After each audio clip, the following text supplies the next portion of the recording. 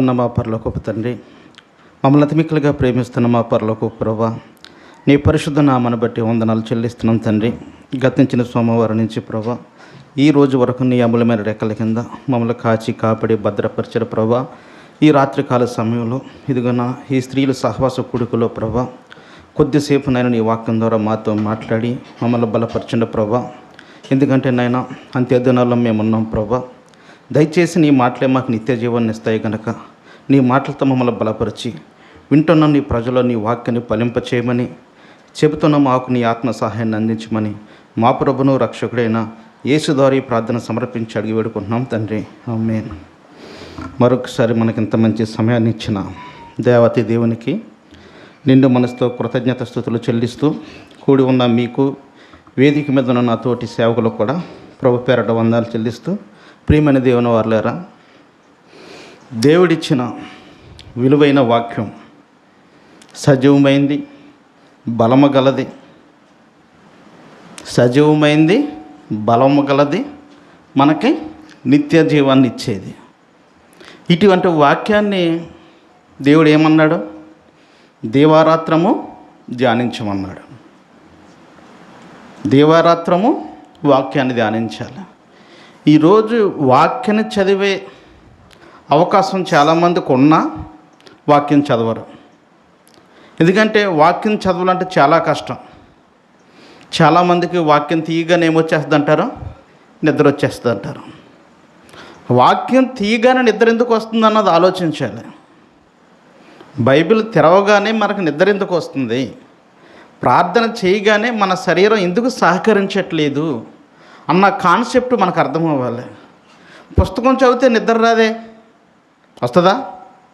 TV చూస్తే నిద్ర వస్తుందా? మొబైల్ ఫోన్ చూస్తే టైం ఎంత అవుతుందో కూడా మనకు తెలియదు. బిర్యానీ వండితే అర్ధరాత్రి అయినా లేచి స్మెల్ బాగా వస్తుందంట. ఇంకా డబ్బులు లెక్క పెట్టుకోమనుకో, అది అర్ధరాత్రి అయినా తెల్లారైనా లెక్క పెడితేనే ఉంటాం. అంటే ఈ సందర్భాల్లో ఏ సందర్భంలో కూడా మనిషికి నిద్ర రాదు, శరీరము అలసిపోద్దాం. ఒక సెల్ ఫోన్ చూసినప్పుడు శరీరం అలసిపోద్దా? అలసిపోద్దాం.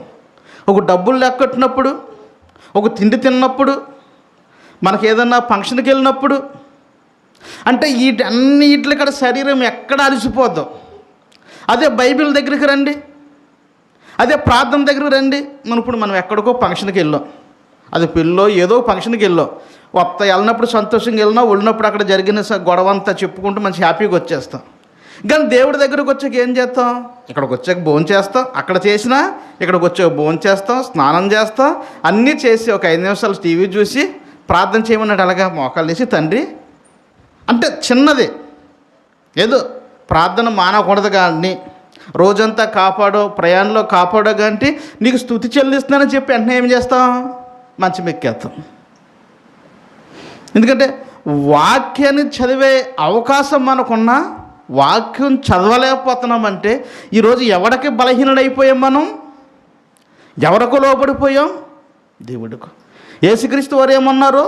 లోకము పుట్టినది మొదలుకొని మరుగు చేయబడిన సంగతులు మీకు తెలియజెపుతాను. అన్ని మాటలు మాకు తెలియజెప్పేంత సమయం మాకు లేదు ప్రభువా. ఇదిగో లెంట్ డేస్ వస్తుంది, 37 రోజులు పోయాక గుడ్ ఫ్రైడే వస్తుంది, అందులో 7 మాటలు ఉన్నాయి. నేను ఒక్కొక్క మాట ప్రిపేర్ అవుతాను. మళ్ళీ నెక్స్ట్ 2024 నీ సన్నిధిలో వాక్యం చెప్తాను. అప్పటి వరకు నా జోలికి నువ్వు రావద్దు. లోకము పుట్టినది మరుగు చేయబడిన సంగతులు మాకొద్దు. ఎవరో పెట్టారు. యేసుక్రీస్తు వారి చరిత్ర 4 సువార్తల్లో ఉంది. అందులో లోకాగారు 3 మాటలు తీసుకున్నాము, యోహాను సువార్తలో 3 మాటలు తీసుకున్నాము, మత్తయి సువార్తలో 1 మాట తీసుకున్నాము, మార్కు సువార్తలు అయితే ఏ మాట కూడా మేము తీసుకోలేదు. 7 మాటలు. బైబిల్తో మాకు పనేం వద్దు. నువ్వు దేవారాత్రం ధ్యానించమన్నావు కదా, మాకు అసలే వద్దు. ఎవరో చెబుతారు, మేము వింటాము, ఆ విన్న మాటలే మా హృదయంలో ఉంటాయి, అంతకు మించి మాకేమీ కూడా తెలీదు. అంతే కదా, మనకు అదే కదా అలవాటైంది. చెప్పుడు మాటలన్న చెవు చాలా ఫాస్ట్గా కట్టుకుంటుంది హృదయంలో. అంటే చదవడం కదా, విన్న మాట చాలా పవర్ఫుల్గా ఉంటుంది. ఈరోజు మనకు అనుకున్న అబద్ధ బోధలు మాటలు విని మన చెవుల్లో మన హృదయంలో అవే వేళ్ళేసుకుపోయినాయి. ఒక మర్రి చెట్టు ఓళ్ళేసుకుని ఎలా తెలిపొద్దో అదే బోధ. అందుకే మీరు చాలామంది చెప్పినప్పుడు చూస్తారు, చూడండి, మీరు బైబిల్ తెరవద్దు, నా వంకే చూడండి అన్నప్పుడు ఇక్కడ ఎవడ తేడాగా అనుకోవాలి మనం. అర్థమవుతుందా? పౌలు శీలలు వాక్యం చెప్పినప్పుడు ఏం జరిగింది? ప్రతిదినము లేఖనాలనే పరిశోధించారు. మీరు నా వైపే చూడండి పౌలు గారు అనలేదు, మీరు నా వైపే చూడండి శీల గారు అనలేదు. అలాగున్నవో లేవని ప్రతిదినము లేఖనాలను పరిశోధించారు. ఏం చెప్తారు తెలుసా? అమ్మా మీరు బైబిల్ తెరవద్దు, మీరు నేను చెప్పినాను జోపు నా వైపే చూడాలి అంటే ఇది పెద్ద గజదొంగ. అంటే నేను చెప్తుంది బైబిల్లో ఉందో లేదో చూడాలి. ఏమో మీకు చాలాసార్లు చెప్పాను, మీరు ఏమి వింటున్నారో జాగ్రత్తగా చూసుకుని మిమ్మల్నే చెప్పాడైనా, చెబుతున్న వాడికి చెప్పలేదు ఆ మాట. మీరు ఏమి వింటున్నారో జాగ్రత్తగా చూసుకోండి అని వింటున్న వాళ్ళతో చెప్తున్నాడు, చెబుతున్నవాడు కాదు. బ్రతుకుదేరు కోసం నేను నిన్నైనా చెప్పుకుంటాను, నా కడుపు కోసం, నా బ్రతుకుదేరు కోసం. ఇప్పుడు వ్యాపారస్తులు ఏంటండి, వాళ్ళు బ్రతకాలి కాబట్టి రకరకాలు చెప్తే అమ్ముతారు వాళ్ళు. మరి నువ్వు పరీక్షించి కొనుక్కోవాలి. ఏదో గుడ్డేది చేయలేకపోయినట్టు ఏది మడతా తెచ్చుకోం కదా. వాక్యాన్ని చెప్తున్నప్పుడు కూడా వాక్యాన్ని చూడాలి. నా వైపు చూడమన్నాడు కాదు, ఏమన్నాడు? విశ్వాసానికి కర్తయు యేసు వైపు చూడాలి. ఎవరి వైపు చూడాలి మీరు? యేసు వైపు. యేసు ఏమై ఉన్నాడు? వాక్యమై ఉన్నాడు. ఆది యందు వాక్యం ఉండెను, వాక్యం దేవుని యొద్దుండును, ఆ వాక్యమే కృపా సత్య సంపూర్ణంగా మన మధ్య నివాసం చేస్తుంది. వినుట వలన విశ్వాసం కలగాలి. ఎవరి మాటల గురించి? యేసు మాటల గురించి. మీరు ఎప్పుడైనా వాక్యం చదివినప్పుడు అలా ఉందో లేదో పరిశోధించండి, పరీక్షించండి. ఏది మాట్లాడితే నమ్మొద్దు. మీకు చెప్తాను, నాకు ఇవాళ సమయం సాలదు, కానీ యేసుక్రీస్తు చనిపోయిన తర్వాత దగ్గర 17 సార్లు ప్రత్యక్షమయ్యాడు ఆయన. తిరిగి లేచిన తర్వాత 17 సార్లు ప్రత్యక్షలు అయినాయి ఆయనకి ఈ భూమి మీద. మీకు చెప్తాను, ఒక వారం చెప్తాను, ఇప్పుడు తెమలది అనేది ఒక వారం చెప్తా. కానీ ఈ 17 సార్లు ప్రత్యక్షతలో యేసుక్రీస్తు వారు ఎక్కడైనా నాకు క్రిస్టమస్ చేయండి అని కానీ, నాకు లెంట్ డినాలు చేయండి అని కానీ, లేకపోతే నాకు గుడ్ ఫ్రైడే చేయండి అని కానీ, లేదా సమాధుల తోటలో నన్ను ఎతకండి అని కానీ, ఎక్కడైనా 17 ప్రత్యక్షతల్లో కనపడితే మీరు నన్ను అడిగి తిరిగినప్పుడు మీకు చెప్తా. ఒక శుక్రవారం ఎప్పుడు చాలా ఉంటుంది, 1 గంటన్నర పాఠం ఉంటుంది, మీకు చెప్తా. ఎందుకంటే వాక్యాన్ని చదవాలి. వాక్యాన్ని చదవనప్పుడు, మీరు దాన్ని ధ్యానం చేయలేనప్పుడు, దాన్ని అర్థం చేసుకోలేనప్పుడు మీరు ఎవరు ఏది చెప్పినా అదే నిజం అనుకుంటారు. సమయం సమీపించుచున్నది అన్నాడు.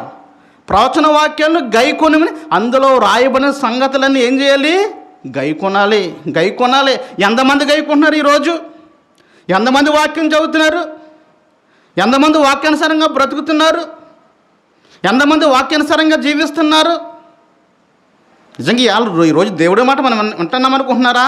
ఈ రోజు వరకు కూడా ఎక్కడ కూడా దేవుడి మాట అంటే ఎవరికి భయం లేదు. ఈ సంఘంలో ఉన్న వాళ్ళకు కూడా చెప్తున్నాను నేను, ఈ సంఘంలో ఉన్న వాళ్ళకు కూడా చెప్తున్నా, దేవుడి మాట అంటే ఏ మాత్రం భయం లేదు ఎవరికైనా. ఏమాట తెలుసా? మాట వినట ఏ శ్రేష్టము, మాట వినట ఏ శ్రేష్టము. కొట్టేలు కొవ్వును కానీ, నీవిచ్చే ధనాన్ని కానీ, నీవిచ్చే బలులు యందు సంతోషించడైనా ఆయన మాట, ఆయన ఆజ్ఞని గైకొనటయే శ్రేష్టము. తిరిగి సమాధానం చెప్పవా? దేవుడికి మనం ఎలా ఉంటాం చెప్తా? దేవుడికే సోది చెప్పినట్టు ఉంటుంది. మనమే సోది చెప్పించుకుంటున్నాం, సోదవుని తీసుకొచ్చి. మళ్ళీ నువ్వు ఎదురు తిరిగి చెప్తే ఏమవుతుంది? ఆవిడ చెప్పించోదో, మనం చెప్పించోదో, ఉన్నవాడు కూడా తెలదు. మాట వినటయే శ్రేష్టం. మాట వినాలి. ఆ మాటను వినాలంటే వాక్యం మీద పట్టు సాధించాలి. వాక్యాన్ని చదవాలి దివారాత్రం. సమయం లేదు మనకి. అంటే ఎప్పుడో యేసుక్రీస్తు వారు 2వ రాకల్లో వచ్చి అప్పుడు దాకా బతికేస్తాం మనం. మనకైనా స్టాంప్ వేసి ఇచ్చారేంటి? మనకైనా ముద్ర వేసి ఇచ్చారు, రాజముద్ర వేసి ఇచ్చారు మనకి. అది ఆయన 2వ రాకల్లో వస్తాడు. నీకు ఇచ్చిన ఆయుష్కాలం నీకు ఇచ్చిన ఆయుష్ కాలంలో ఈ పరిశుద్ధ గ్రంథాన్ని ఎన్నిసార్లు చదివావు? ఎన్నిసార్లు ధ్యానించావు? దేవుడి మనసు నీకేమర్థమైంది? దేవుని వాక్యాన్ని ఎంత నేర్చుకున్నావు? దేవుడి పట్ల ఎంత విధేయత కలిగి యథార్థంగా నువ్వు బ్రతుకావు? ఎప్పుడైనా ఆలోచించారా? ఆలోచించలేదండి. మనం కూడా తెల్లగా తెల్లవారక ముందే, తొలికోడి కూయక ముందే లేచినాడు యేసు దేవుడు. సంవత్సరానికి ఒకసారి రాతి సమాధిలో ఎప్పుడు పెట్టారు ఆయన్ని? ఇంకా రాతిగానే ఉంటుందండి. 2020 సంవత్సరాలు అవుతుంది. అంటే సిచ్యువేషన్ తగ్గ పాటలు కూడా ఎలాగంటే, అమ్మో డిసెంబర్ వచ్చిందనుకో, చింతలేదిక యేసు పుట్టిన ఎలా పాడుకోకూడదు. అది ఇప్పుడు రాతి సమాధి అన్నది డిసెంబర్లో పాడుకోకూడదా? అంటే మనం ఎలా, ఆయన అన్నంత వాక్యం అండి. మీరు వేషధారులు రా బాబు అని బైబిల్ ఎందుకు చెప్పిందంటే, మనం వేషాన్ని వేసుకుంటున్నాం. క్రిస్మస్కో వేషం, ఈస్టర్కో వేషం, గుడ్ ఫ్రైడేకో వేషం, మట్లాదరంకో వేషం, వేషధారులనే బ్రతుకుతున్నాం మనం. మన జీవితంలో ఏమాత్రం మార్పు లేదు. ఎందుకు ఇంత నొక్కు చెప్తాను తెలుసా? మీరు నాకు ఏదో ఇస్తారని, మీరు ఏదైనా పొగుడుతారని నాకు అవసరం లేదు. నేను ఆశించి వాక్యం చెప్పను. నేను ఇక్కడ నిలబడినప్పుడు మా సొంత బంధువులైనా, మా తల్లిదండ్రులైనా, మీరైనా నా మాట ఎప్పుడు ఒకేలాగా ఉంటుంది. ఈరోజు వరకు కూడా సింగిల్గా వాక్యాన్ని పట్టుకునే బ్రతుకుతున్నా. నా వెనకాల ఎవరో ఉంటారో, నా వెనకాల ఎవరో వస్తారో. మీకు వాస్తవం చెప్పున, యేసుక్రీస్తుని నిజంగా నమ్మునోడు వెనకాల ఎవడో ఉండడు. దానికి ఉదాహరణ 12 మంది శిష్యులు కూడా పారిపోయారా? అప్పుడు దాకా తిరిగారు. అప్పుడు దాకా ఇన్ని చేపలు ఇచ్చాడు, ఎంతమందికి తిండెట్టాడు, ఇన్ని వస్త్రాలు ఇచ్చాడు, ఎంతమందికి కళ్ళు తెప్పించాడు, ఇన్ని చేసిన ఆయన ఒక్కళ్ళేడు శివరాకారకు వచ్చేటాడికి. నిజంగా నమ్మునోడికి ఎవరో ఉండరండి. అది అనుకుంటున్నాం, అయ్యి బాబు యేసుక్రీస్తుని నమ్మితే ఈ జనసమూహం అంతా చూసి దేవుణ్ణి నమ్ముకుంటే ఎంతమంది ఉంటారు అనుకుంటున్నారు. తప్పుడు పోదు అది. నిజంగా దేవుణ్ణి నమ్మితే, నిజంగా దేవుని విశ్వసిస్తే నీ పక్షాన ఎవరో కూడా ఉండరు. అదే చెప్పుడు యేసుక్రీస్తు వారు. తల్లిదండ్రులు విడిచిపెట్టేస్తారు, పిల్లలు విడిచిపెట్టేస్తారు, భార్య విడిచిపెట్టేస్తుంది, ఎవరో ఉండరు. ఎందుకంటే ఈ వాక్యం చెప్తే ఎవడుంటాడా? యేసుక్రీస్తు అలా చెప్పినందుకు యేసుక్రీస్తు వెనకాల ఎవడో కూడా లేడు. మొత్తం ముందానికి ఎంతమంది ఉండేవారు శిష్యులు? 70 మంది ఉండేవారు. 70 మంది శిష్యులు ఉంటే, నా శరీరం తిని నా రక్తం త్రాగి కూడా నిత్య జీవం గలవాడు అన్నాడు ఆయన. ప్రభువా, ఇంత కఠినంగా చెప్తున్నావు వాక్యము, ఎవడ వింటాడు ఇది అన్నాడు. అంతే వెళ్ళిపోయారు 70 మందిలో. 12 మందిని కూడా ఏమన్నా తెలుసా, మీరు కూడా వెళ్ళిపోతారా అని అడిగాడు. ఆయన ఏమో 70 మందిని బతిలాలేదు ఆయన. మీరు కూడా వెళ్ళిపోతాం. నా 12 మందిని అందరా మీరు కూడా వెళ్ళిపోతారంటే వాళ్ళు అన్నారా? ఎక్కడికి వెళ్తాం ప్రభువా, నువ్వు నిత్య జీవం గల మాటలు గడవాడు, నిన్ను విడిచి మేము ఎక్కడికే వెళ్ళాం. అంటే యేసుక్రీస్తు చేసినప్పుడు అద్భుతాలు, ఆయన చేసిన ఆశ్చర్యకార్యాలు, ఆయన చేసిన మేలులు చూసినోళ్ళే ఏమైపోయారు? విడిచిపెట్టి వెళ్ళిపోయారు. ఎందుకంటే అవి తాత్కాలికమే. మన కుటుంబంలో వచ్చి కష్టాలన్నీ తాత్కాలికమే. ఈ తాత్కాలిక అవసరాల కోసం యేసుక్రీస్తు భూమి మీదకి రాలేదు. యేసుక్రీస్తు శిలువ మీద నువ్వు ఎప్పుడైతే ఆ కాడిని భుజాన్ని ఎత్తుకుంటావో, ప్రతిదినం ఏమంట తెలుసా? శ్రమ పడుతూ సిలువను మొయ్యాలి.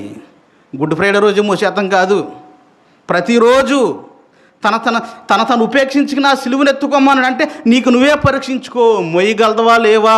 ఆ సిలువ ఏదో రకంగా మోసేచ్చు. మన తగ్గ సైజు చేయించేసేసుకుని, మన తగ్గ సైజు చేయించుకుని భుజం మీద ఎట్టుకెళ్ళిపోవచ్చు. ఇది చాలా కష్టం. చూస్తాకేది 250 దొరికేస్తుందేమో అనుకుంటున్నారు. దీన్ని మొయ్యాలంటే చాలా కష్టం, చాలా భారం, చాలా సమస్యలు వస్తాయి. నిర్వీర్యమైపోద్ది నీ జీవితం, అంధకారం అయిపోద్ది ఈ లోకంలో నీ జీవితం. ఎవడో సహాయం చేసేవాడు ఉండడు. నా నిమిత్తం మిమ్మల్ని జనులు నిందించి, హింసించి, మిమ్మల్ని వెలివేసి మీ పేరు చెడ్డదని కొట్టువేస్తారు. నువ్వెంత మేలు చేసినా, ఎంత సత్యం చెప్పినా, ఎంత నిజం పలికినా ఏమని చేస్తారో తెలుసా? ఈ పేరు చెడ్డది, నిందించి, హింసించి, వెలివేసి సమాజానికి దూరం చేస్తారు, లోకానికి దూరం చేస్తారు. కానీ దేవుడికి మాత్రం దూరం చేయలేరు ఎవరు. ఈ లోకంలో అన్నీ తీసేసుకుంటాడు, కానీ దేవుని నుంచి వాక్యం మీద పట్టుంటే ఎవడు కూడా నీకు ఎన్ని సమస్యలు వచ్చినా, ఎన్ని శోధనలు వచ్చినా, ఎన్నిసార్లు నువ్వు పాపంలో పడుతున్నా దేవుడు చెయ్య అలా పట్టుకుంటే ఉంటాడు, అలా పట్టుకునే ఉంటాడు. ఎందుకంటే పిలిచిన దేవుడు, ఎన్నుకున్న దేవుడు, ఏర్పరచుకున్న దేవుడు ఎప్పుడు కూడా చెయ్య విడవడు. విడిస్తారనుకుంటున్నారా? ఎప్పుడు ఎవడు. అందుకే మీరు దేవుణ్ణి నమ్మండి, విశ్వసించండి, కానీ వాక్యాన్ని పూర్తిగా అవగాహన చేసుకోవాలి. చేసుకుంటున్నారా? ఇవి అలా ఒక అంశం గురించి చెప్తాను నేను. ఏ అంశం గురించి అన్నది తర్వాత చెప్తాను. కీర్తన గ్రంథము 51వ అధ్యాయం 5వ వచనం చూడండి. నేను పాపములో పుట్టినవాడును, పాపంలోనే నా తల్లి నన్ను గర్భము ధరించినది. ఇది ఎవరు రాస్తున్నారు? దావీదు గారి కీర్తన. ఇప్పుడు దావీదు గారు అంటున్నారు ఈ మాట ఏంటంటే, నేను పాపములో పుట్టినవాడును, పాపంలోనే నా తల్లి నన్ను గర్భము ధరించును. అంటే ఏంటి చెప్పాలి? నేను పాపంలో పుట్టాను అంటున్నాడు. పాపంలో పుట్టడం ఏంటి? ఆయన తల్లి పాపంలోనే నన్ను గర్భం ధరించింది అంటున్నాడు. అంటే పాపంలో గర్భం ధరించింది అంటే ఏ రకంగా పాపంలో గర్భం ధరించింది? ఈరోజు ఈ రిఫరెన్స్ తీసుకుని చాలామంది మనిషి జన్మ పాపి, మనిషి అంట జన్మ పాపి, మనిషి కర్మ పాపి అంటే ఒక్క రిఫరెన్స్ తీసుకున్నారు. ఏంటి? అయ్యో నేను పాపంలో పుట్టినవాడును, పాపంలో నా తల్లి నన్ను గర్భం ధరించింది. అంటే దావీదు తల్లి నా పరాయి వ్యక్తితో అక్రమ సంబంధం పెట్టుకుంది అనుకుంటున్నారా? పాపంలోనే పుట్టినవాడును. పాపం ఎక్కడుంది? పాపము ఎక్కడుంది? రోమాపత్రిక తీయండి 5వ అధ్యాయం 12వ వచనం.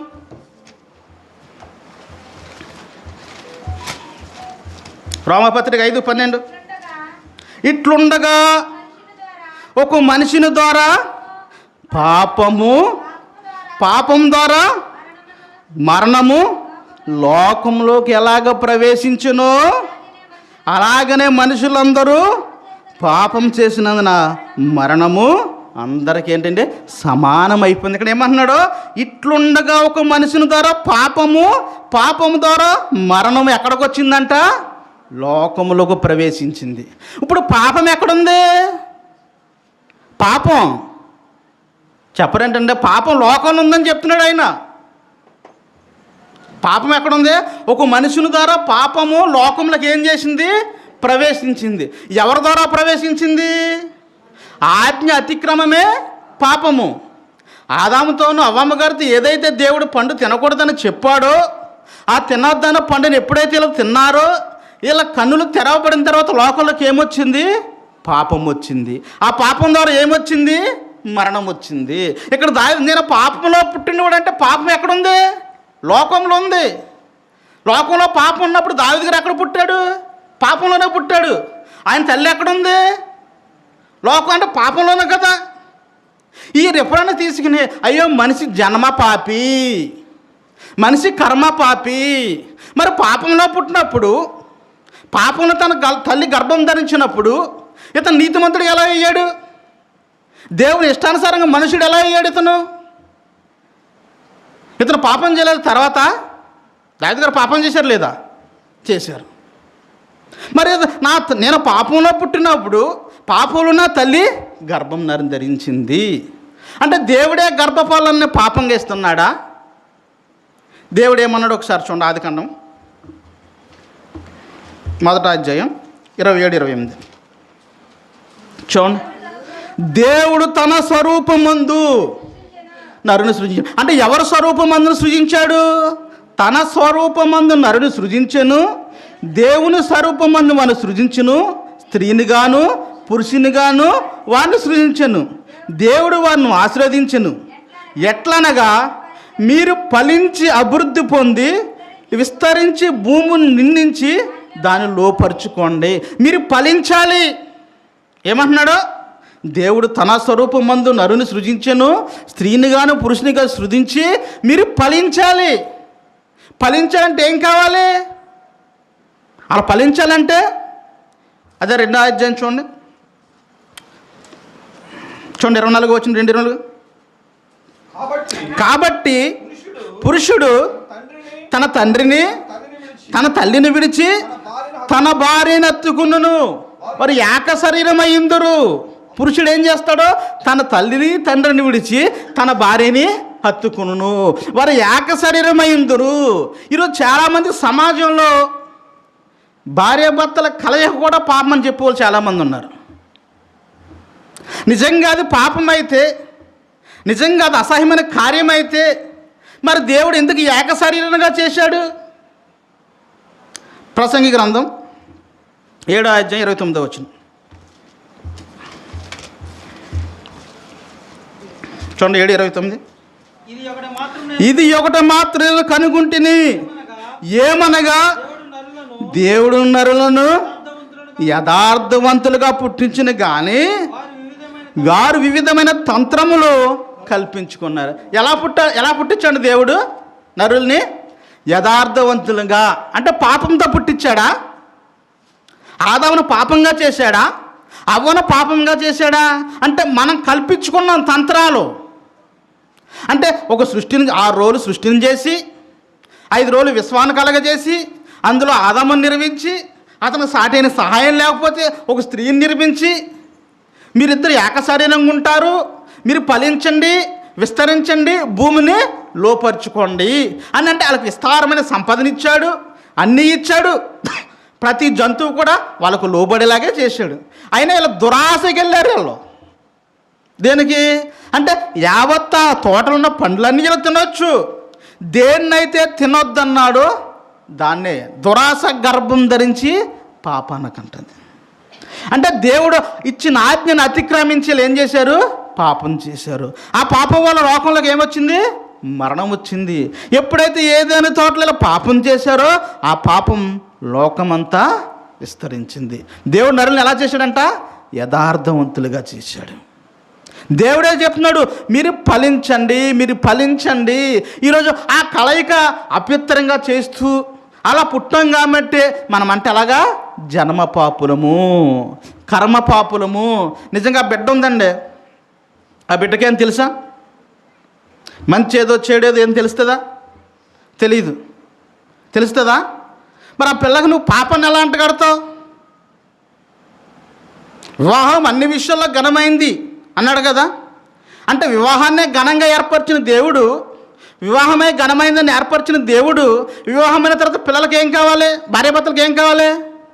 గర్భపాలం కావాలి. ఏ స్త్రీకైనా ఏ పురుషుడికైనా వివాహమైన తర్వాత ఎవరు అడిగినా ఏమడుగుతారు? అమ్మ.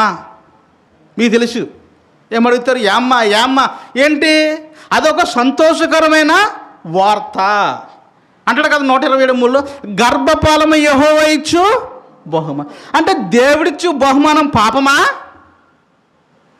మరి ఆ గర్భపాలన లేదనే కదా ప్రతి సేవకుడి దగ్గరికి వెళ్ళి, అయ్యా నా కుమార్తెకి పిల్లలు లేరు, నా కుమారుడికి పిల్లలు లేరు, నువ్వు ప్రార్థన చేయన్నప్పుడు అమ్మాది పాపము, నేను ఎలా ప్రార్థన చేయను నువ్వు అడగల కదా. అప్పుడు లేని పాపము పుట్టాక ఎలా వచ్చింది? రొమ్ము విరుచుకుని చెప్పేస్తాం కదా, నేర్చుకోవాలి వాక్యం. అయ్యా నా కుమార్తెకి పిల్లలు లేరు, నా కుమారుడికి పిల్లలు లేరు, పెళ్ళై 10 సంవత్సరాలు అవుతుంది, లేదా పెళ్ళై 20 సంవత్సరాలు అవుతుంది, అయ్యా మీ దేవుడికి ప్రార్థన చేయండి, ఒక గర్భపాలాన్ని ఇవ్వండి, ఆ గుడ్డలను నింద కొట్టేయండి. అప్పుడు నువ్వేమన్నావు? అమ్మా అది పాపము, పిల్లల పుడతాం పాపము, జన్మతో పాపం అవుతాడు, మన బ్రతుకులే సరిగ్గా లేవు, ఇంకా మనమే పరిపూర్ణంగా మారలేదు, ఇంకో పాపానికి ఎక్కడ అంటగంటున్నామ్మా అంటావా? యేసు నామములో గర్భఫలం కలుగును గాక. ఏమంటాడు పాపం చేసినప్పుడు? ఇదిగో పరిశుద్ధాత్మ ఇప్పుడే మరియమ్మ గారిని తాకింది కదా, అది ఆడేస్తాడు రెఫరెన్స్ అక్కడ. పరిశుద్ధాత్మ శక్తి నిన్ను కమ్ముకుంటుంది అన్నాడు కదా మరియమ్మ గారితోను, మన అయ్యగారు అది ఆడతాడు అక్కడ. ఇదిగో అమ్మ ఇప్పుడే పరిశుద్ధాత్మ శక్తి నిన్ను కమ్ముకుంటుంది, ఏదో చూసినట్టే. అప్పుడు అనిపిస్తా లేదా పాపమని? నేను తప్పు చెప్తున్నానన్నా, ఉన్నది చెప్తున్నాను, ఏం చెప్తున్నా? ఉన్నాయే కదా రెఫరెన్స్లతో ఉన్నది చెప్తున్నాను. అప్పుడు అనిపించట్లేదా? వివాహం ఘనమైంది అన్నాడు, గర్భపాలం యెహోవా ఇచ్చు బహుమానం, కుమారులు ఆయన అనుగ్రహించా స్వాస్థ్యం, ఆయన స్వాస్థ్యం, ఆయన స్వాస్థ్యం అన్నాడు కుమారుని. మరి పాపం ఎలాగైంది అంటే అప్పుడు వివాహాలు చేద్దాం మానేయండి పిల్లలకి. మరి ఈరోజు చాలామంది ఇదిగో మ్యారేజ్ లైసెన్స్ ఎందుకో లోకాన్ని పాపంలో పెంచుతాగా. అమ్మలారా మీకోసం మీ పిల్లల కోసం ఏడవని అన్నాడు కదా, నా కోసం ఏడవద్దు అన్నాడు కదా. మొన్నే కదా ఆయన కోసం మనం ఏడిసాం, మొన్నే కదా శుక్రవారమే కదా ఆయన కోసం ఏడిసాం. మన కోసం మనం ఏడం, మన పిల్లల కోసం మనం ఏడం, ఆయన కోసం ఏడుస్తాం. అలాంటప్పుడు అది పాపమైనప్పుడు, పిల్లల పుట్టడం పాపమైనప్పుడు వివాహాలు ఎందుకు, పిల్లల కంఠం ఎందుకు, వివాహం ఎందుకు, పిల్లల కంఠం ఎందుకు, పిల్లలు చేస్తాం మానండి. అబ్బాయికి ఏముందా, ఈరోజు 6వ తరగతి నుంచే లవ్వులు. కాలం మారిపోయింది, అందుకే అన్నాడు లోతు కాలం జ్ఞాపం చేసుకోండి అన్నాడు. సొదొమ గొమొర్రా ఎందుకు జ్ఞాపం చేసుకోమన్నాడు తెలుసా? ఆనాడుకి ఈనాడుకి పెద్ద తేడా ఏం లేదు. ఆనాడే బాలురు చెరిపోయారు, ఈరోజు కొత్తగా ఏం లేదు ఇక్కడ. కానీ అన్నాడు గర్భఫలము యెహోవా ఇచ్చు బహుమానము. మరి ఆ బహుమానాన్ని నువ్వు పాపంగా ఎలాగ ఎంచుతున్నావు చెప్పాలి. మనిషి జన్మ పాపి, మనిషి కర్మ పాపి. ఎక్కడుంది బైబిల్లో? 66 పుస్తకాలు ఎక్కడ ఒక రిఫరెన్స్ చూపించండి. లోకం పాపంలో ప్రవేశించింది, ఆ లోకం పాపంలో ప్రవేశించడం మనం ఎక్కడున్నాం? లోకంలోనే ఉన్నాం. అదే చెప్పారు దావీదు గారు, నా తల్లి లోకంలో ఉండే పాపంలో ఉండే, ఈ లోకంలో ఉన్నప్పుడు ఈ పాపంలో ఉండగానే గర్భం ధరించింది. ఈ గర్భం ధరించింది కాబట్టి నన్ను విడిపించాలంటే నాకు ఎవరికి ఉండాలి? యేసుక్రీస్తు రక్తం ఉండాలి. లోకంలోకి ఏమొచ్చేసింది? పాపం వచ్చింది. అందుకని పుట్టగానే పాప కాదండి, తన క్రియల వల్ల ఎదుగుతున్నప్పుడు ఆటోమేటిక్గా అతను మనసు మారిపోద్ది. మనం ఎంత మంచి చెప్పినా, మీరు చూడండి, వాక్యం చెప్తే వాక్యం నేర్చుకుంటాడా, బళ్ళకి వెళ్ళి బూతులు నేర్చుకుంటాడా? చూడండి పిల్లలు, మనం చెప్పి ఎనరో అంటారా అంటే ఆటోమేటిక్గా తన స్వభావం మారిపోద్ది. మనం ఎంత దేవుడి పాటలు పెట్టినాడు సినిమా పాటలే పాడతాడు.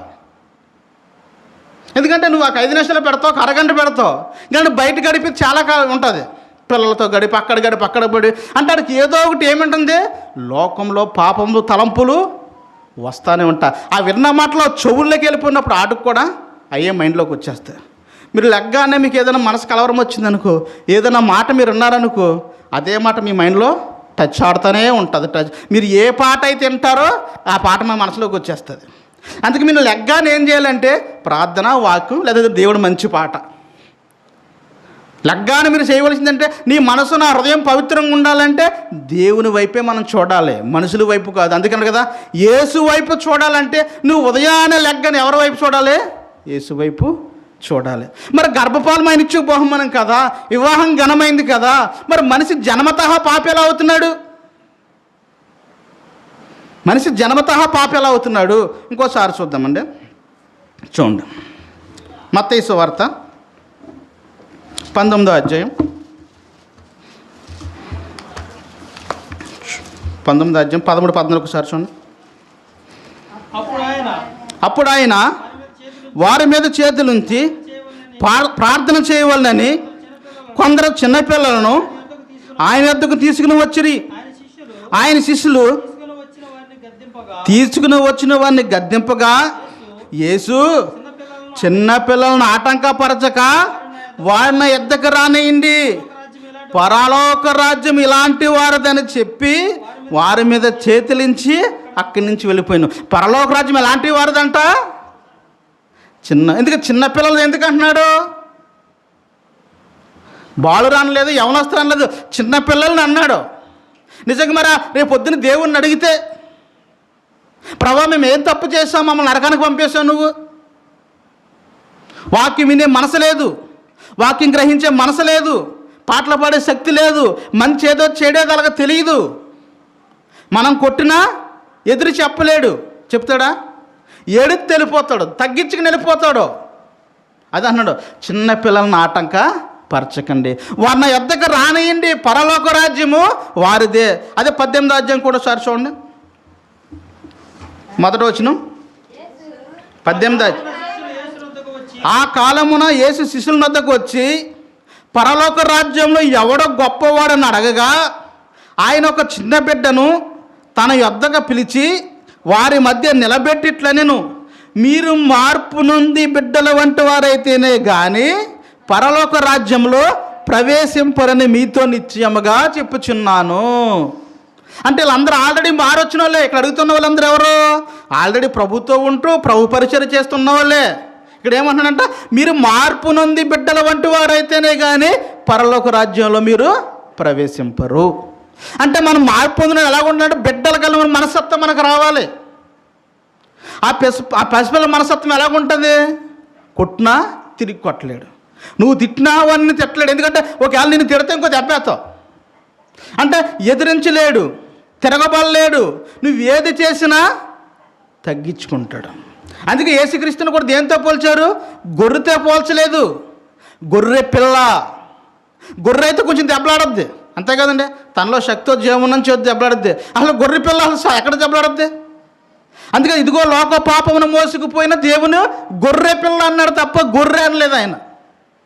అంటే పిల్లల స్వభావం ఎలాంటిది అంటే, మనం కూడా ఈ సమాజంలో, ఈ క్రైస్తవ సమాజంలో దేవుని నమ్మినప్పుడు, దేవుడు పరిచయం చేస్తున్నప్పుడు, దేవుని పక్షాన్ని నువ్వు నిలబడినప్పుడు నిన్ను కొడతారు, నిన్ను తిడతారు, నిన్ను హింసిస్తారు, నిన్ను బాధ పెడతారు, నిన్ను దుఃఖ పెడతారు, నిన్ను అవమానపరుస్తారు. అయినా సరే నీ మనసు ఎలా ఉండాలి? చిన్న పిల్ల స్వభావం కలిగి ఉండాలి. అతని వ్యక్తి ఏ విధంగా తను తగ్గించుకెళ్ళిపోతాడో అలాగే నువ్వు కూడా తగ్గించుకెళ్ళిపోవాలి. మరి నిజంగా చిన్నపిల్లలు జన్మతా పాపం అయితే పరలోక రాజ్యం వారిదని దేవుడు ఎందుకు అంటున్నాడు? చిన్నపిల్లలను ఆటంకపరచకండి, వారిని యుద్ధకు రానేయండి, పరలోక రాజ్యము ఇలాంటి వారిదే. మళ్ళీ ఇక్కడ ఏమంటున్నాడు? మీరు మార్పు నొంది బిడ్డల వంటి వారైతేనే కానీ పరలోక రాజ్యంలో ప్రవేశింపరు. అంటే మన స్వభావం ఎలాగుండాలి? చిన్న బిడ్డల స్వభావం, చిన్న పిల్లల మనసత్వం మనకు ఉండాలి. అలాంటి మనసత్వం కలిగి మనకు ఉన్నామా? నిజంగా జన్మతో పాప అయితే ఈరోజు ఎంతోమంది పసిపిల్లలు చనిపోతున్నారు, తెలియదా? ఎంతోమంది హాస్పిటల్ కావచ్చు, బయట కావచ్చు, ఎంతోమంది కుప్పతొట్టులో పడేసిన ఉన్నారు, నూతుల్లో పడేసి ఉన్నారు, పెంటల మీద పడేసి ఉన్నారు. మరి వీళ్ళందరూ పాపం చేశారా? మనం పాపం చేసాం.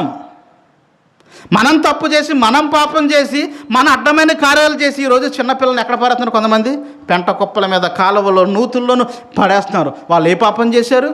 మరి గర్భపాలం ఆయన ఇచ్చి పాపమేనేమే కదా. మరి ఆయన ఎలాంటప్పుడు ఆయన ఎలాగిస్తున్నాడు? నీకో నయం నాకో నయం మా దేవుడు చేసేది కాదు, మన ఆజ్ఞని అతిక్రమిస్తున్నాం. ఎందుకంటే వివాహం అవ్వకుండా ఏ పురుషుడు స్త్రీ కూడా కలిసి ఉండడానికి వీల్లేదు. అది దేవుని చట్టం, అది దేవుని క్రమం, దేవుని ఆజ్ఞ.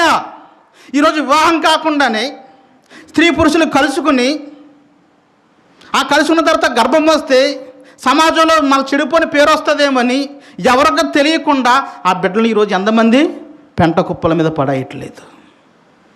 ఒక క్రమం పెట్టాడండి దేవుడు. ప్రతి వాళ్ళకి ఒక క్రమం పెట్టాడు, ఒక ఆజ్ఞ పెట్టాడు. నీ దేవుడైన యెహోవా పరిశుద్ధుడు, మీరు కూడా పరిశుద్ధంగా ఉండాలి, క్రమంగా ఉండాలి, వాక్యానుసారంగా మనం జీవించాలి. నిజంగా జన్మత ఆ పాపం ఉంటే మరి వీళ్ళందరూ నరకానికి వెళ్ళిపోవలసిందే కదా. మరి అలా అడిగారా ప్రభు నన్ను భూమి మీదకి వెళ్తానని? చెప్పండి. పోనీ మనం అడిగామా ప్రభు నన్ను భూమి మీదకి అంటే మనం ఎక్కడున్నాం మనకు తెలియదు, మనం అడగలేదు కదా. అయినా సరే భూమి మీదకి వచ్చాం. ఇప్పుడు మనం ఏమైపోయాం? మనందరం పాపులైపోయాం. అంటే మనకేం రావాలి? చిన్న బిడ్డల వంటి మనసత్వం మనకు రావాలి. మీరు మార్పు నొంది బిడ్డల వంటి వారు అయితేనే కానీ పరలోక రాజ్యాలు మీరు ప్రవేశింపరని మీతో చెప్తున్నాను. అంటే అటువంటి మనసు వాళ్ళకు ఉందంటే ఏంటి? వాళ్ళు దేవుని దగ్గరికి వెళ్తారనే కదా. ఎందుకంటే వాళ్ళకి తెలియదు మంచి ఏదో, చెడేదో, పాపం ఏదో, నీతి ఏదో తెలియదు. అటువంటి మనస్తత్వం మనకు. కానీ ఈరోజు చాలామంది ఇదిగో మనిషి జన్మతో పాపి మీరు అనవచ్చు. మరి దేవుడు అమాలేకుల విషయంలో పసిపిల్లలతో సహా నరికేమన్నాడు కదండి. మరి ఏలీషా గారి సందర్భంలో బోడివాడ అని ఏలీషా గారికి బట్టపోరంటే పిల్లలు ఎక్కిరించినప్పుడు ఎలుగుబంట్లో చీల్చేసినాయి కదండి. ఇక్కడ పిల్లలు అన్నారు, అక్కడ బాలురు అన్నారు. పిల్లలకి బాలు రోజు తేడా ఉంటుంది. బాలురు అంటే ఎంత వయసు ఉంటుంది? మినిమం 14-15 కాడికి వచ్చేస్తారు. ఆ దాటక యవన దశ వస్తారు. పిల్లలంటే అక్కడ ఓన్లీ 5 ఇయర్స్లో పిల్లలు అంటారు. అంతేనా? మన వాక్య సందర్భ ప్రకారంగా మనం చదవాలి. అంటే అందుకన్నాడు కదా, ఒక సామెతలు కదమంటాడు, బాలుడు నడవలసిన త్రోవనే వానికి నేర్పము. ఇప్పుడు అది తెలియదు, అబ్బిజ్జికి తెలుస్తుందా ఏం చెప్పిన ఎందో. అంటే 15 సంవత్సరాలు 12 సంవత్సరాలు దాటిన తర్వాత ఏం చేయాలి మనం? అంటే చిన్నప్పటి నుంచే పెంచాలి. ఇంకా ఎదుగుతున్నప్పుడు ఇంకా కాస్త ఎక్కువ దేవుని భయంలో పెంచాలి. ఈరోజు గర్భఫలం అడుగుతున్న మనము ఆ గర్భఫలాన్ని దేవునికి తిరిగి అప్పగించాలి. ఆ బాధ్యత మన మీద పెట్టాడు. అందుకే మరణమే మనిషి కోసం ఎదురు చూస్తుందని పాట ఆడారు కదా ఈరోజు. అది పసిపిల్లప్పుడు రావచ్చు, వృద్ధుడైనప్పుడు రావచ్చు, యవన దశ ఉన్నప్పుడు రావచ్చు, బాలుడు ఏ దశలైనా మరణం రావచ్చు. ఇంకా మన దశ మారినప్పుడు మన పాప క్షమాపణ కలగలేదనుకో, మనకు మారు మనసు లేకపోతే ఏమోదో పరలోక రాజ్యం వెళ్ళం. అంటే ఆ దశలో ఉండగానే అంటే మనకు అంటుకుంటూ వచ్చేస్తుంది. ఎలాగా మన పెరిగే వాతావరణం కావచ్చు, మనం మాట్లాడే మాటలు కావచ్చు, మన ప్రవర్తించే ప్రవర్తన కావచ్చు, అది చూసి మన పిల్లలు ఏమైపోతున్నారో పాపంలోకి వెళ్ళిపోతుంది. ఆ స్వభావం వచ్చేది. ఎందుకంటే లోకంలో పాపం ఉంది కాబట్టి మనం ఎంత కంట్రోల్ చేసినా ఆ పాపంలో మన పిల్లలు అలవాటు అయిపోతారు. మీరు ఎంత భక్తిగా పెంచండి, లోకానికి పిల్లలు ఎడిక్ట్ అయిపోతారు. కానీ జన్మతః మనిషి అయితే పాపం చేసినవాడు కాదు. అందుకని కదా దేవుడు అన్న నరుల్ని ఎలాగున్నాడో యథార్థవంతులుగా పుట్టించెను. అంటే దేవుడే యథార్థవంతులుగా పుట్టించినప్పుడు నువ్వు ఎలా పాపం అంటావు? మనం చెడిపోయాం. మన పాపాన్ని బట్టి, మన అతిక్రమలు బట్టి మనం ఏమైపోయాం? చెడిపోయాం. అందుకే అంటాడు చూడండి, ఒక మాట అంటాడు చూడండి, ఏబు గ్రంథంలో 14వ అధ్యాయం 4వ వచనం ఒకసారి చూడండి. పాప సహితులో నుండి పాపరహితుడు పుట్టగలని ఎంతో మేలు, అలాగని ఎవడనో పుట్టనేరడు. అంటే పాప సహితులో నుండి ఏమన్నాడో, పాప సహితులో నుండి పాపరహితుడు. అంటే ఎవడో పుట్టడో, భూమి మీద పుట్టినప్పుడు ఎలా ఉంటారో, మనం పెరిగి పెద్దవాడు అన్నప్పుడు ఏమవుతాం? పాపానికి ఎడిక్ట్ అయిపోతున్నాం. అందుకే ఈరోజు చాలామంది అంటే జన్మతః పాపి. మరి చిన్నప్పుడే బాప్తిస్మం ఇచ్చేది కూడా వదిలిపోతుంది కదా, పుట్టగానే నీటిలో ముంచేయచ్చు కదా. ఈరోజు చాలామంది చిన్నపిల్లలకు కూడా పుట్టగానే బాప్తిస్మం ఇచ్చే వాళ్ళు చాలామంది ఉన్నారు. చాలా సహవాసాలు కూడా ఉన్నాయి. ఇక్కడ ఏమంటున్నాడు? మనిషి జన్మతః పాప అయితే కాదు, అది క్రియల వల్ల మనకే సక్రమిస్తుంది. మన క్రియల వల్ల ఏం చేస్తుంది? సక్రమించుకుంటూ వస్తుంది అది. అందుకన్నాడు కదా ఏంటంటే పాప సహితులో నుండి పాపరహితుడు పుట్టగలిగినడా ఎంతో మేలు, అలాగే ఎవడో కూడా పుట్టనేరడు. ఎందుకంటే గర్భఫలం యెహోవా ఇచ్చు బహుమానం, కుమారులు ఆయన అనుగ్రహించు స్వాస్థము. అలాంటప్పుడు నిజంగా జన్మతః పాప అయితే మనం ఏం చేయకూడదు? వివాహాలు చేసుకోకూడదు, పిల్లలను కూడా కనకూడదు. ఒక మాట అంటాడు చూడండి, ఇర్మియా గ్రంథంలో, ఇర్మియా గ్రంథము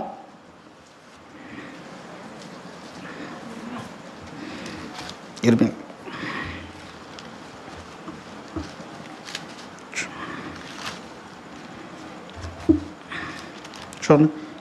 అధ్యాయం 4వ వచనం.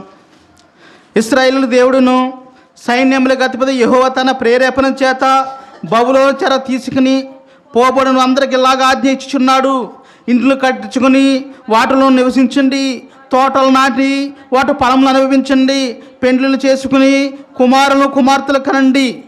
ఏమంటున్నాడో? పెండ్లు చేసుకుని కుమారుల్ని కుమార్తెలు కనండి. మరి దేవుడు కుమారులను కుమార్తెలు కనమన్నప్పుడు, బబులోను చెర తీసుకుపోయినప్పుడు, వాళ్ళకి ఎవరు ఆధారం లేనప్పుడు దేవుడు వాళ్ళకి ఇచ్చే వాగ్దానం ఏంటంటే మీరు ఇండ్లు కట్టించుకోండి, మీ కుమార్తెలకు కుమారులకు పెండ్లు చేయండి, మీరు కుమార్తెలు కుమారుని కనండి. మరి వీళ్ళందరూ పాపములైతే ఎందుకు కనమంటున్నాడు దేవుడు? చెప్పాలి, ఎందుకు కనమంటున్నాడు? మనిషి జన్మతో పాప కాదు. ఇంకేమంటాడు చూడండి ప్రియమైన దేవుని బిడ్డలారా, యోహాను సువార్త 9వ అధ్యాయం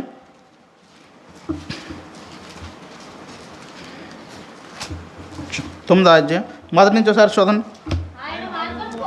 ఆయన మార్గంలో పోవచ్చుండగా పుట్టి గుడ్డి అయిన ఒక మనుషును కనబడెను.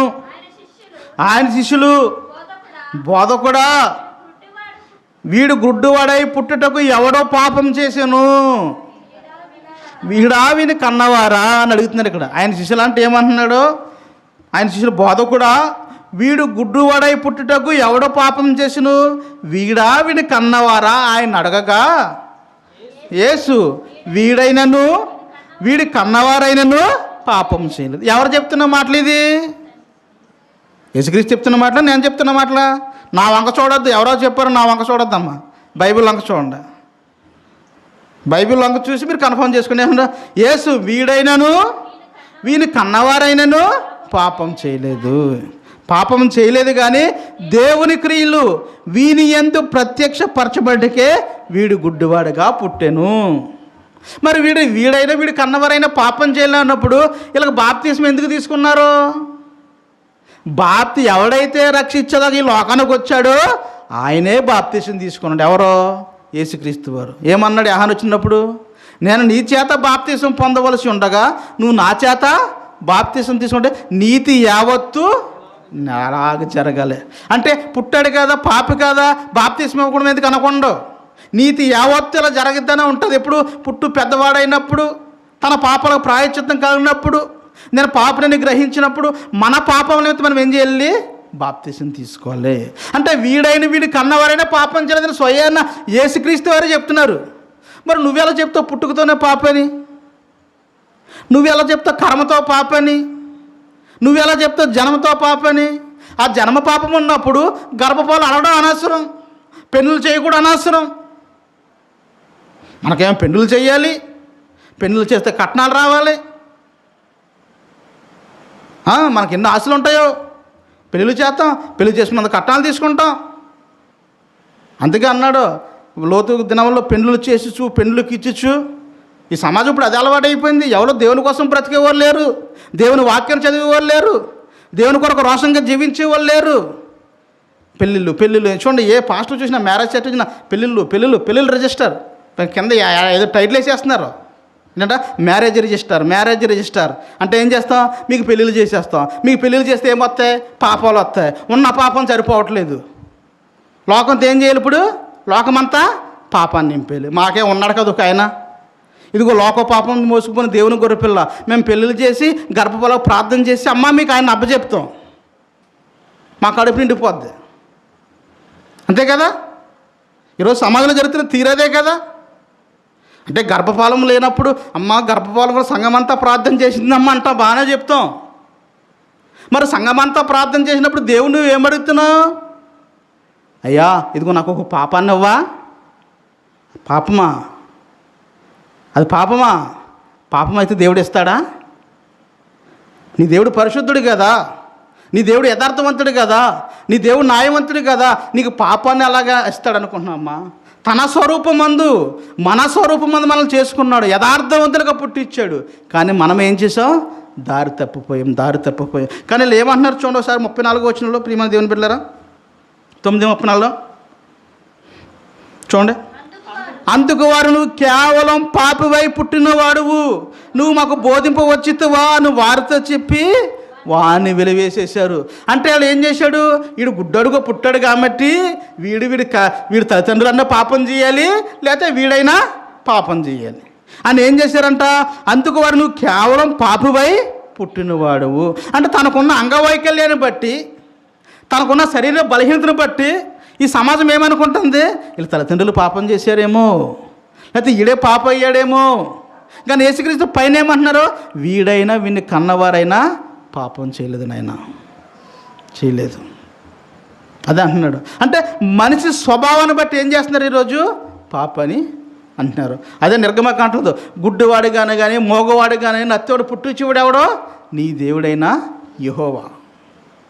అంటే ఈరోజు మనుషులు కొంతమంది శరీర బలహీనతలు కావచ్చు, గర్భవతిగా ఉన్నప్పుడు ఇది అనుకూలమైన మంచి ఆహారం దొరకనప్పుడు, మంచి ఫుడ్ దొరకనప్పుడు చాలామంది ఈరోజు ఎలా ఉంటారంటే బలహీనంగా పుడతారు చాలామంది. అందుకే ఏమంటారు తెలుసా? మీరు బలమైన ఆహారం మీరు తినాలి అంటే ఈరోజు అదొక సిస్టంగా పెట్టేశాడు దేవుడు. అంటే అన్నీ మనకి ఇచ్చేసాడు. ఇంకా నువ్వు ఎలా నడవాలో ఎలా చెప్పాలి? మరియమ్మ గారు చెప్పాడు కదా, మరియమ్మకి చెప్పాడా? అమ్మ నువ్వు జాగ్రత్తగా నడుచుకో, నువ్వు ఏమేమి తినాలో ఏమేమి తినకూడదో ఆనాడు గిద్యోనుతోనే చెప్పాడు, తర్వాత మరియమ్మ గారితోనే చెప్తున్నాడు. అంటే మనకు వాక్య రూపంలో అనేక జాగ్రత్తలు దేవుడు మనకు చెప్పాడు. అంతేగాని పుట్టగానే ఏ మనిషి కూడా పాపి కాదు. నిజంగా తల్లి పాపం మనం చూస్తుందో చెప్పండి? ఒక్కసారి పుట్టగానే ఆ బిడ్డను తీసుకుని, తన తల్లి గర్భం నుంచి బయటకు వచ్చిన ఆ బిడ్డను చూసుకుని ఎంతమంది ఆనందపడతారండి? అప్పుడు దాకా వేదన భరించి, ఆ నొప్పులు భరించి బాధపడిపోయి అవసరమైతే తన కడుపు కోసినా సరే తట్టుకునే తల్లి ఆ బిడ్డ బయటకు వచ్చినప్పుడు ఎంత సంతోషిస్తుంది, మరి ఎంత ఆనందం ఇస్తుంది? ఆ తల్లికి, ఆ తండ్రికి, వాళ్ళ బంధువులకి, రక్తసంబంధులకి ఎంత ఆనందం ఉంటుంది. మరి అటువంటి ఆనందాన్ని నువ్వు పాప అంటున్నావంటే నీకేమర్థమైంది వాక్యం? నువ్వేమి నేర్చుకున్నావు వాక్యం? ఆలోచించండి ప్రియమైన దేవుని బిడ్డలారా, ఆలోచించండి. చూడండి, ఇంకా ఆఖరి ఒక మాట చూద్దాం. ఏబు గ్రంథము 3వ అధ్యాయం చూడండి, 10వ వచనం చదువుకుందాం. అది వేకువనే కనురెప్పలు చూడకుండా గాక పుట్టికలో నేను ఎలా చావకపోతిని, గర్భం నుండి బయలుదేరగానే నేను ఎలా నా ప్రాణం విడవకపోతిని, మోకాల మీద నన్ను ఎలా ఉంచుకునిరి, నేను ఎలా స్థనములను కుడిచితిని, లేని ఎడల నేను ఎప్పుడో పండుకుని నిమ్మలించి ఉందును, నేను నిద్రించిదును ఉందును, నాకు విశ్రాంతి కలిగి ఉండదును. ఏమన్నాడు? ఒకవేళ నాకు తల్లి గర్భం నుంచి బయటకు వచ్చినప్పుడు చనిపోతే గనక ఎక్కడికి వెళ్ళిపోతాడు? నాకు విశ్రాంతి కలుగును. అంటే దేవుడు ఏబు గారికి చాలాసార్లు అంటాడు, ఆయన పుట్టిన దినాన్ని శపించుకున్నాడు, నన్ను ఎందుకు ఈ భూమి మీదకి తీసుకొచ్చావు అన్నాడు. ఎందుకంటే ఈ భూమి మీద ఉన్నప్పుడు చాలా బాధ మనుషుడికి, అందులో దేవుడి కొరకు బ్రతకాలంటే ఇంకా బాధ. అందుకే దేవుడు ఎక్కడ పోటాన్నా నేను యథార్థవంతునన్ను ఏబు గారు ఏం చేశాడు? దేవునితో వాదించాడు. 3 స్నేహితులు అతను నిందించి అవమానపరిచినా ఎక్కడ నీతి తప్పుకోకుండా ఆయనకి ఇచ్చిన మాట మీదే నిలబడ్డాడు. అందుకే నా తల్లి గర్భం నుండి బయలుదేరగానే నేను ఎలా నా ప్రాణమును విడవకపోతుంది. అంటే అప్పుడే చచ్చిపోతే ఏమైపోద్ది? ఏబు గారికి పరదేశికి వెళ్ళిపోతాడు. అదే ఆయన కాన్సెప్ట్. అందుకంటే గర్భం నుండి బయలుదేరగానే నేను ఎలా ప్రాణమును విడవకపోతిని, మోకాళ్ళ మీద నిన్ను ఎలా ఉంచుకొనిరి, నేను ఎలా స్థనమును కుడిచితిని, లేని ఎడల నేను ఎప్పుడో పండుకుని నిమ్మలించిందును, నేను నిద్రించి అందును, నాకు విశ్రాంతి కలిగి ఉండును. ఈరోజు ప్రియమైన దేవుని బిడ్డలారా, బిడ్డలు కావాలనుకుంటున్నా యేసుక్రీస్తుడు అన్నాడు కదా. యేసుక్రీస్తుడు ఏమన్నారు? గుడ్రాళ్ళే ధన్యులనే దినములు వచ్చుచున్నవి అని యేసుక్రీస్తు వారు చెప్పారు. లోకాసువార్త 12వ అధ్యాయం ఉంటుంది. ఏమన్నాడు అంటే ఈరోజు మనం గర్భఫలాలు తీసుకుంటున్నాం, కానీ ఆ ఫలాలు దేవుడి కొరకు పెంచట్లేదు. బిడ్డలను దేవుడి కొరకు పెంచట్లేదు. చదువుల మీద అన్నిటి మీద ఆసక్తి ఉంది, కానీ దేవుడి సేవకు పెంచాలన్న ఆసక్తి ఎవరికి కూడా లేదు ప్రియమైన దేవుని బిడ్డలు. అందుకే పుట్టగానే ఏ మనిషి కూడా పాపి కాదు. మనం పెరుగుతున్నప్పుడు ఈ లోకంలో పాపం ఉంది కాబట్టి ఆ స్వభావం మనకు అంటుకుంటుంది. ఆ స్వభావాన్ని రక్షించుకోవాలనే యేసుక్రీస్తు మన కొరకు ఏం చేశాడు? ప్రాణం పెట్టాడు. ఆ స్వభావాన్ని మార్చుకుని ఆయన కొరకు బ్రతకాలి, ఆయన కొరకు జీవించాలి. కానీ ఈరోజు ఏమంటున్నారో ఆ ఒక్క రెఫరెన్స్ తీసుకుని ఏమంటున్నారో, దేవుడి పిల్లలు జన్మతః పాపులు, కర్మ పాపులు. ఒక్కసారి మీరు ఆలోచించి చెప్పిన మన దేవుని